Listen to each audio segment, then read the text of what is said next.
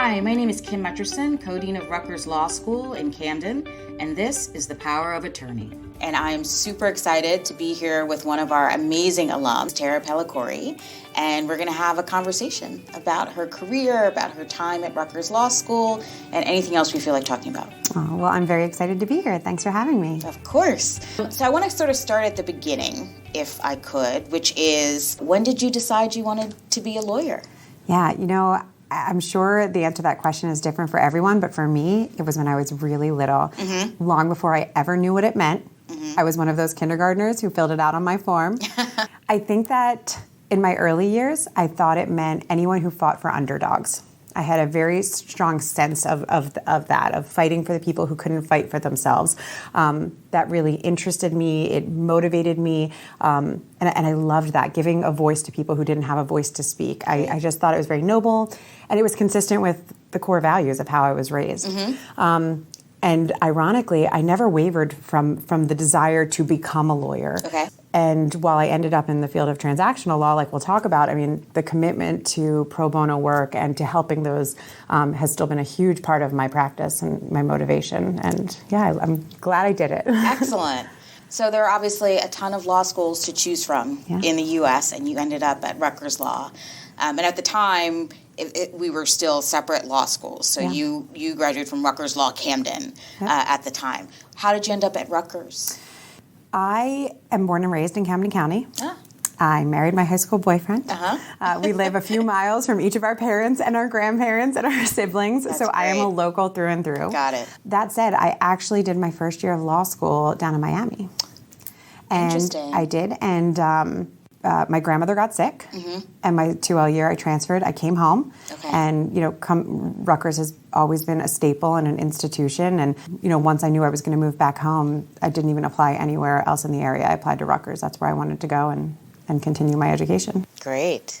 So then you got to have that sort of experience of 1L year at one institution and then moving to a second institution. So, and I'm not going to ask you where you were in law school before, but I am sort of curious to talk about what that transition was like coming in as a transfer student. It's a very different experience than it is coming in as a 1L. Yeah, well, I was very fortunate from a transfer perspective socially. So socially, I was very lucky because I had some childhood friends. Josh Locke was one of my classmates who lived across the street from me my whole life. We grew up together, and he was already here. He had done his 1L year here too. Okay. It was great because he was very generous with his friends and allowed them to become mine. Great. And these are people that I am still exceedingly close with and have, these are people who have been to my children's baptisms and my weddings, and I was on the phone with one of them before I came here. So I was very lucky from a social transfer perspective, because that can be hard, right? When your school years have already started and you've formed your bonds.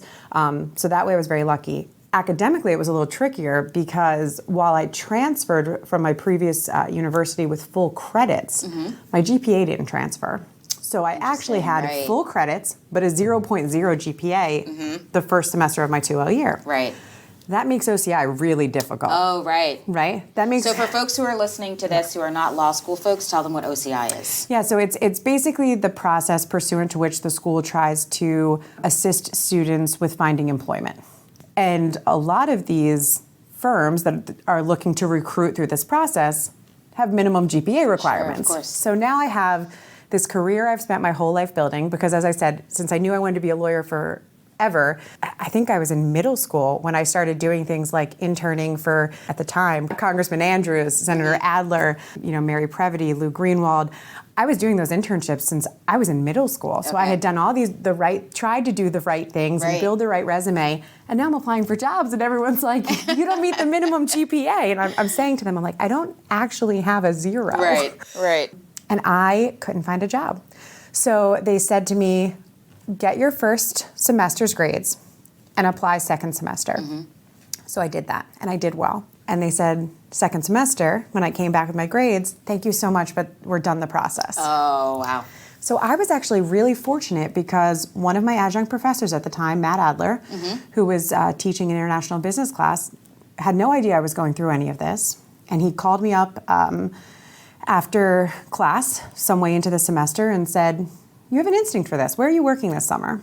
I kind of told him about my situation, And he went to bat for me. He was an incredible advocate. He, at the time, was a partner at a firm called Pepper Hamilton. And he set up an interview for me, and I went through the interview process and got a summer internship with them. That's excellent. Which at the end of my 2L year led to a job offer. That's fantastic. Yeah. That's a really good story. Yes, I'm very grateful for him. So that was a good launch, because Yeah. it could have been sort of disastrous, and it ended up Right. sort of, it's one of those things where you kind of feel like, and then things went the way that they were supposed to. Yeah, because you feel a little helpless through a portion of it, right? Yeah. So it was a little bit of luck there. Absolutely. So I was grateful. So talk a little bit about, if you would, how would you describe Rutgers Law School as an institution? Yeah, it's something that I've always been very proud to be a part of. Nationally, but especially in our area, I've always had just so much pride when I've said it. I think that they are truly a community, truly a family. I think the world of our professors. I mean, I've received a top-of-the-line education here that I can vouch for, because I went out into the real world and put it to use, right? And I was able to compare what I knew going in and the experiences I had going in to my colleagues. And I always felt like I had been very well prepared. I will also say something I never expected, and I probably don't know that I even appreciated as much as I should have until a few years after I was gone, was the advocacy of our professors and administration.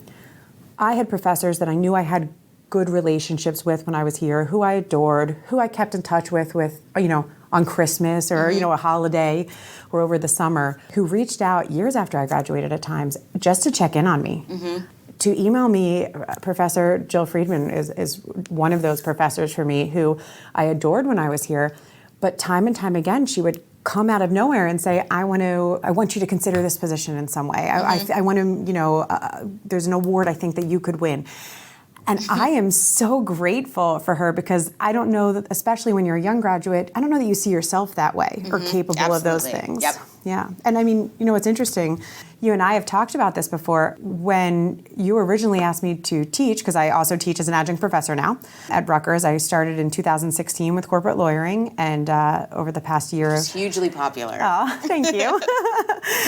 I actually had a call with one of my students today, my old students today. So I'm still living that spirit of people who shared their time with me.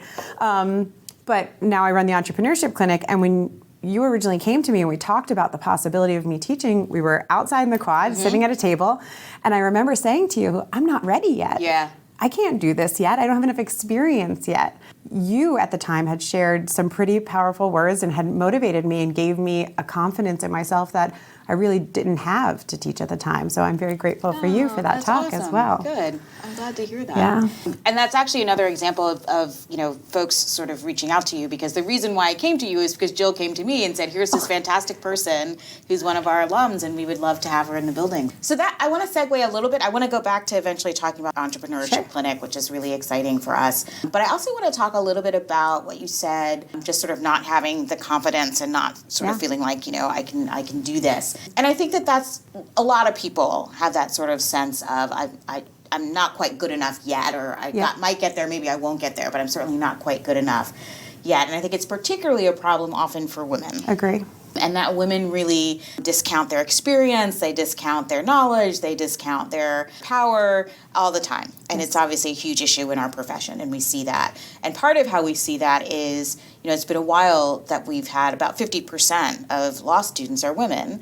But when you go to the kind of law firms where you worked, there aren't a ton of women, or there are women who are associates, but then once you get up to the partner level, those women disappear. So I'd love to talk a little bit about, one, your experience as a woman in law school, but then I think even more critically, how did you transition from being a woman in law school to being a woman at a really big law firm where all the power, or most of the power, really sat with men? That's such a great question. You know what's interesting about the answer to that question? I think I did it ignorantly in the beginning, because I felt no disparity between myself and my male colleagues during law school. Great. Zero. Yeah. I mean, when I was here, we were all equal. We were all a class. We all supported each other. My professors treated us all equally.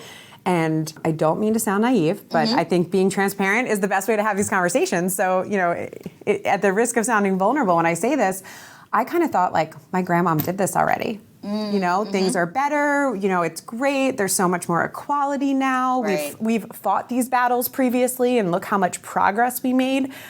So, and I really went into my first year or two, despite some obstacles from time to time, with the same mentality. And it wasn't until the first glass ceiling hit that you kind of took a step back and said, oh, I didn't see that there. Right. Right? So, I mean, the first time I hit it, and, I broke through it, but the first time I hit it, I was like, what is that? I didn't expect it to be there. I didn't see it coming. The first half of your question, I think, can be answered as it relates to law school by saying, I didn't notice it at all.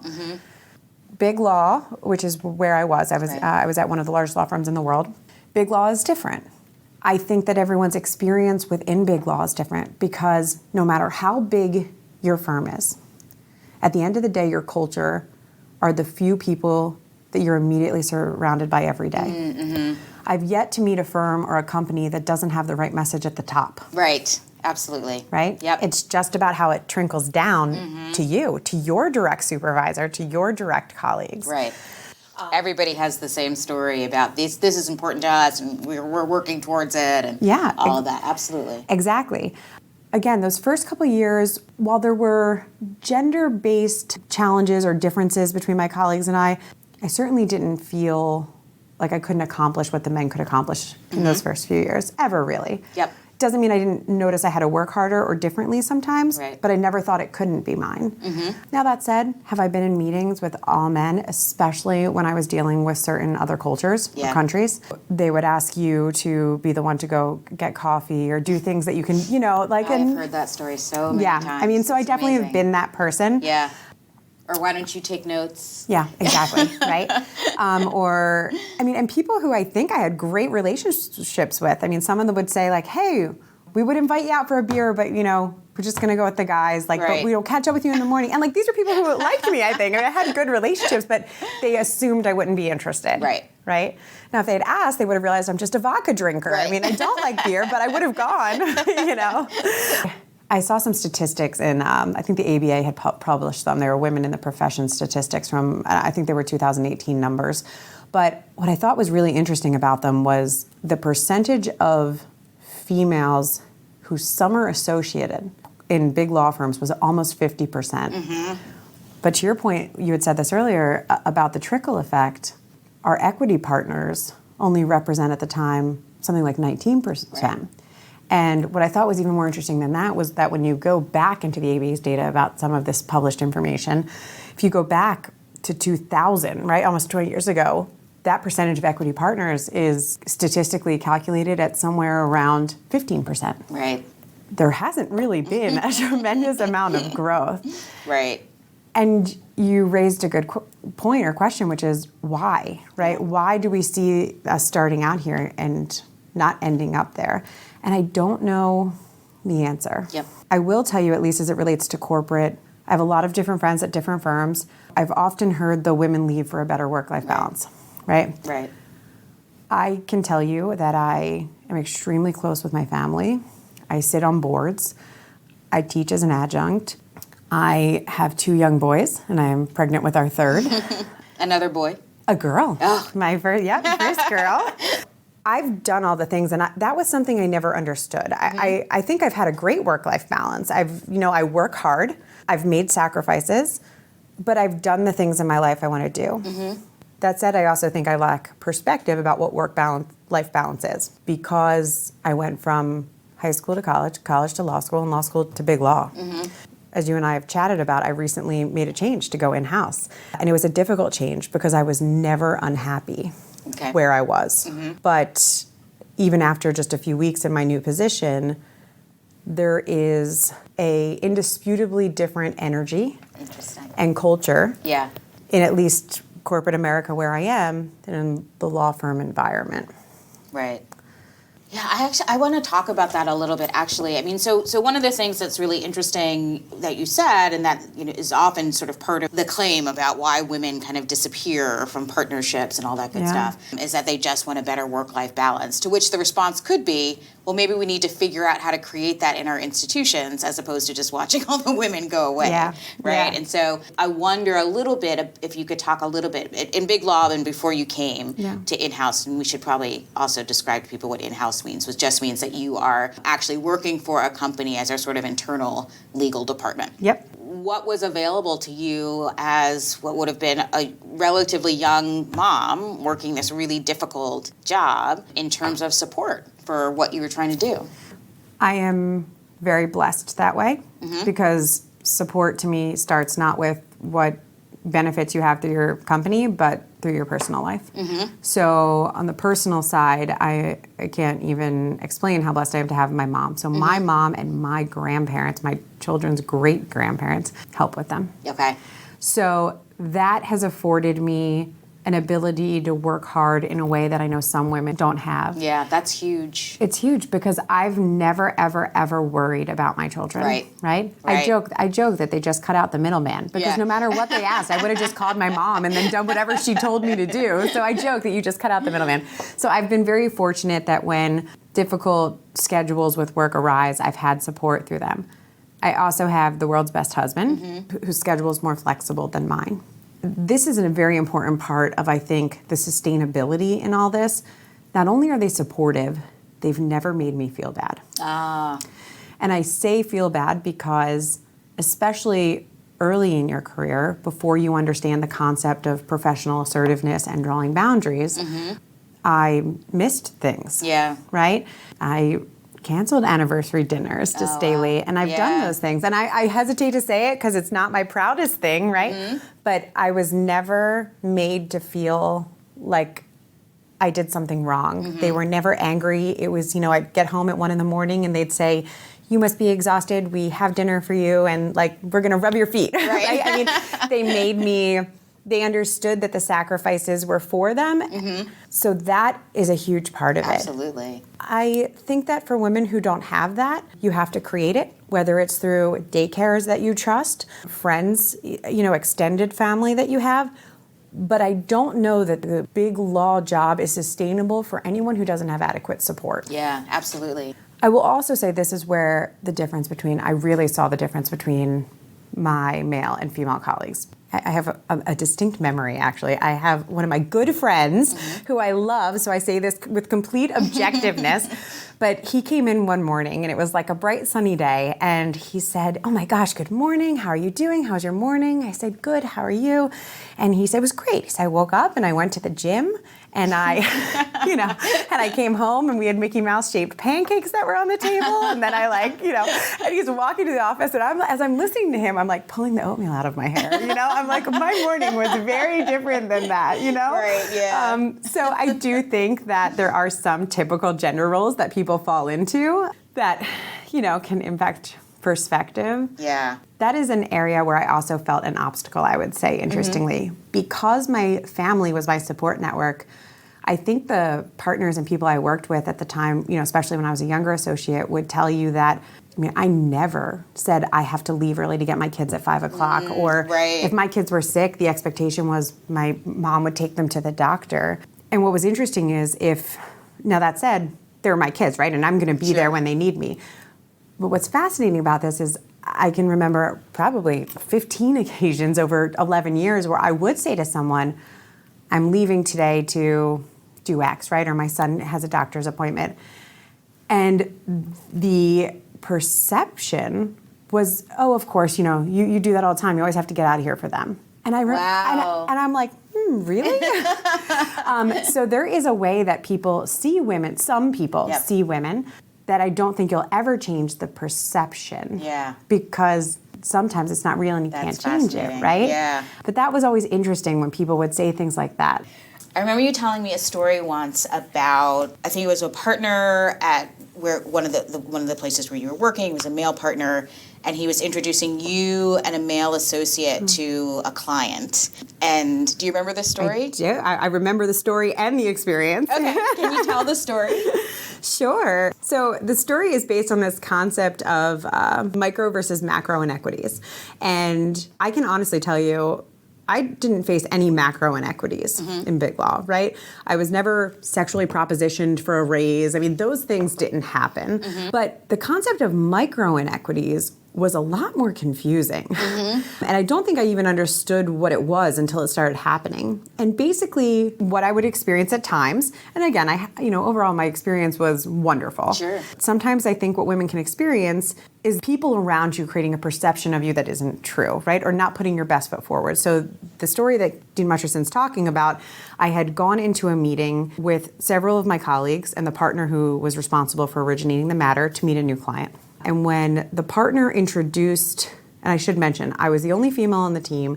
I was the most senior member of the team. I was also the youngest person on the team because a couple of my male colleagues who were junior to me from a seniority standpoint had careers prior to going to law school, so they were older.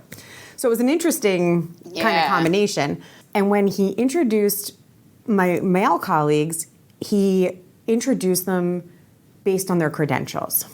Please let me introduce Bob. He'll be a great member of our team because he's worked on 17 types of similar transactions in this industry. Please meet Mike, who prior to joining the firm worked in the industry that your, acquisition is considering. He said, and please let me introduce you to Tara. She's our senior associate on the deal. And if you get a chance, you have to stop by her office because she is two of the cutest kids you've ever seen. And I also had substantial experience, in the billions of dollars leading deals in this particular space. Right. And that's a micro inequity, right? Absolutely. What I used to come home and say to my husband, I think he insulted me, but I'm not actually sure because he's really nice. Right. But and your kids are super cute. And they are cute, so you should come see them. But it doesn't define me, right? And even if it's not meant to, it's a way of diminishing you in that space. Exactly. And I think it was subconscious. I mean, I don't believe that any of the adversity that I at least faced, maybe not any of it, but the large percentage of adversity that I faced from time to time, none of it was malicious. Yeah.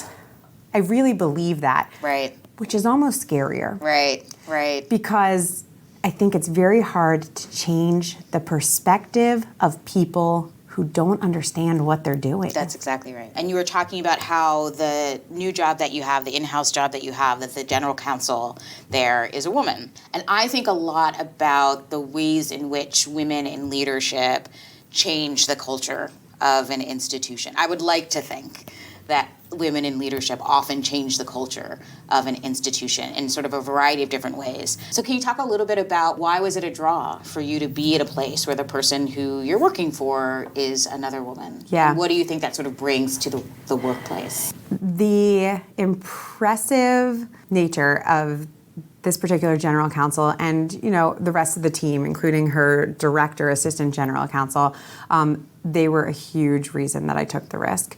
I was happy where I was, and my career was going well, but I stumbled across the opportunity. I started to get to know this team and the women who led the team, and I realized that their mentorship was something I was craving.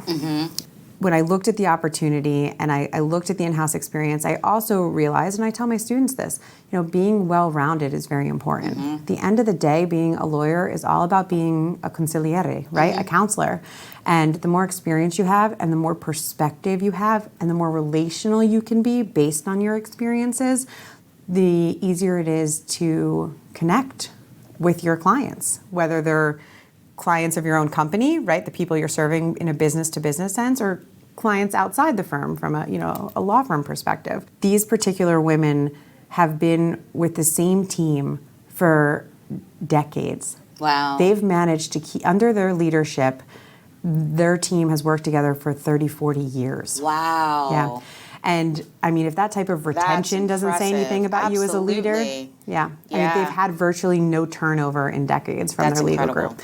So I thought, you must be doing something right as a leader if you're keeping members of your team for decades at a time. Yeah. It's also I went to a company that's a male-dominated industry. They're in the automotive industry. And it's really nice to see a woman, you know, in a male-dominated industry at the top and doing so well. To me, it's great to have them as mentors and role models. And all I can say is the company's doing very well and has, knock on wood, few legal problems. Right. So they've done something right for a long time. Right. One of the things I often like to ask people who are out of law school, who have had successful careers, is what piece of advice would you offer to yourself as a baby lawyer that you wish someone had given to you? I think that there are 3 pieces of advice that I have found most influential throughout my career. The first piece of advice was, you don't need to be so transparent. Oh, interesting. So to me, life is all about being transparent and authenticity and who people are. But professionally, I didn't need to disclose to you. This goes back to the example I gave earlier. I didn't need to disclose to you that I was leaving at 5 o'clock to take my child to the doctor. Right. I could have responded to your call invitation by saying, I have a conflict, I'm available tomorrow. Right. I realized the more I shared, which I thought I was doing in the spirit of camaraderie, and the more judged the outside commitments were. The less I shared, the more what I had to do within or without outside of work were just perceived as professional commitments. So I started to get better, and I would encourage our new lawyers to think about that. What do you really need to disclose? You can own your schedule, and you don't owe anyone those types of answers. Right.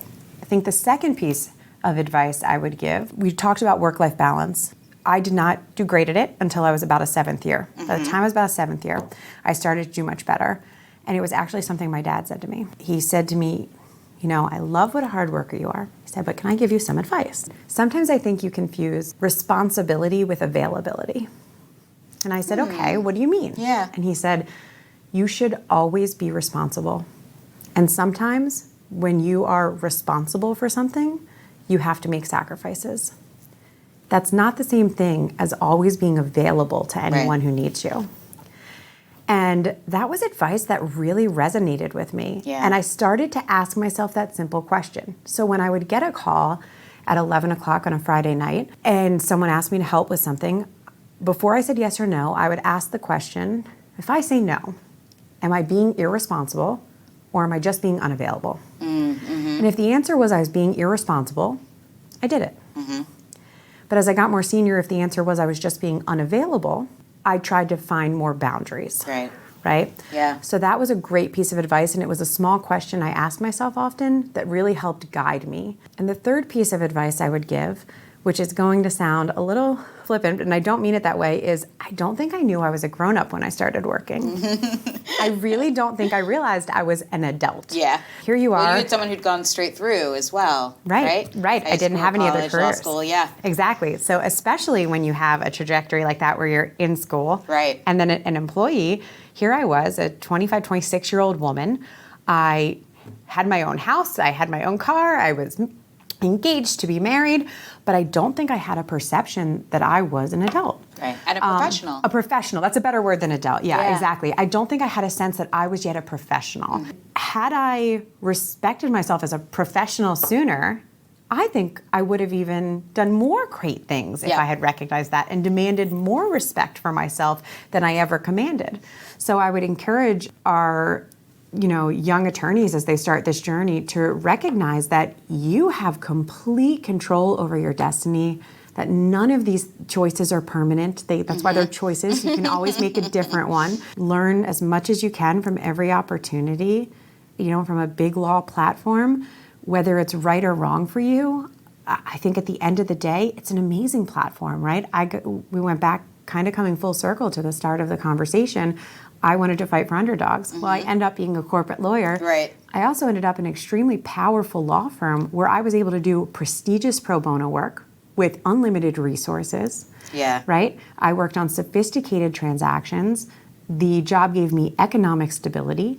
And I had a platform from which I could learn as much as I wanted to in order to enhance the rest of my personal and professional journey, right? It's what you make of it. The tools are there. Right. Well, thank you so much for taking time out to come and chat with me. It was really wonderful to talk to you. Yeah, you too. It's always nice to talk to you. Oh, thank you for having me. I appreciate it. Absolutely.